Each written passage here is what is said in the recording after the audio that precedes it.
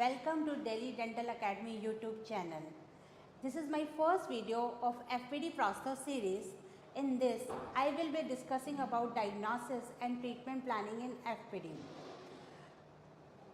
So let's start. When a patient comes with a missing tooth in our clinic, the first question which arises in our mind is which tooth should be used as an abutment or what should be the material of choice for the prosthesis. The answer lies in the diagnosis and treatment planning of FPD. Myself, Dr. Pankaj Janeja Sehgal, MDS Prosthodontics, will be covering the topic diagnosis and treatment planning in FPD. First, we should know what is fixed partial denture. A dental prosthesis which is attached to natural teeth, tooth roots or implants and cannot be removed by the patient is fixed partial denture. It has three parts: pontic, connector and the retainer. Retainer covers the abutment tooth, pontic is the missing tooth and connector joins the pontic with the retainer. So, if a patient comes to our clinic, the which tooth should be used as abutment, we start with the if one tooth is missing or two tooth is missing or three teeth is missing.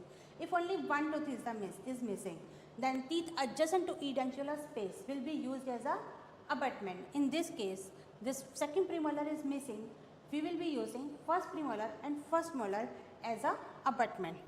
In the second case, central incisor is missing and we can use central incisor and lateral incisor as a abutment. But our mind strikes about the aesthetic concern. We can change our treatment plan. We can use Maryland bridge instead of the conventional bridge, because Maryland bridge we will do only the cutting on the lingual surface and labia surface is preserved.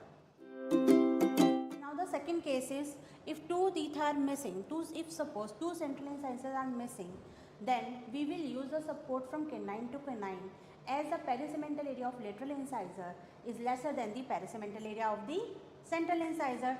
That's why our bridge will start from canine and end on the another side with the canine. In this case, two teeth are missing and we are using the support of premolar and molar on both the side. So our rule number 1 is Ent's law. The combined perisegmental area of all the abutment teeth supporting a fixed dental prosthesis should be equal to or greater in perisegmental area than the tooth or teeth to be replaced.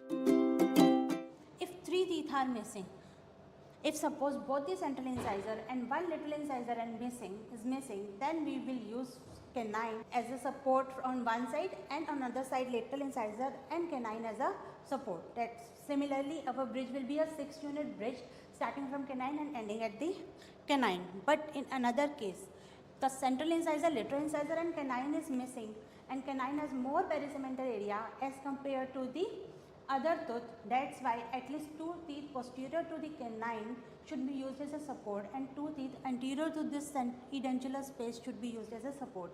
Our bridge will start from lateral incisor and will end at second premolar. Now the case if both the central and lateral incisors are missing, then in this case at least 4 teeth should be used as a support. We will start from first premolar and our bridge will end on first premolar on another side. It will be a 8-unit bridge. If 5 teeth is missing, then we will go for RPD. So our rule number 2 is in anterior region if more than 4 teeth are missing, then we will go for RPD. In posterior region if more than 3 teeth are missing, we will go for RPD.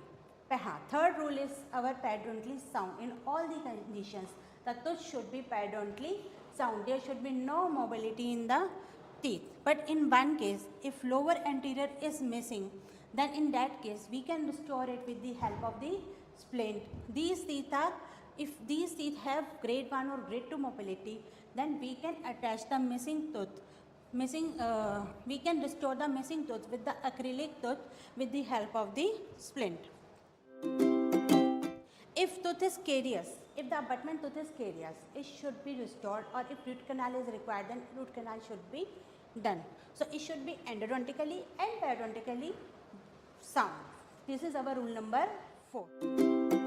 Fifth is cantilever bridge. If lateral incisor is missing, then we will be using the support of the canine and will give lateral incisor as a cantilever. first molar is missing, then we can give the bridge with this help of first premolar and second premolar, and molar will be a cantilever. If this canine is missing, then we can give canine with this help of two premolars, first premolar and second premolar. In this condition, the first molar and the first premolar is missing, and we can give, either we can give bridge from canine to the second molar, or we can give bridge from first premolar to the second molar.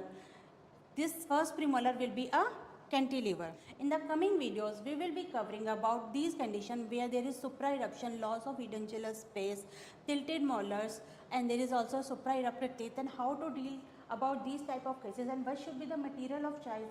That topic is also left, will be covered in next videos.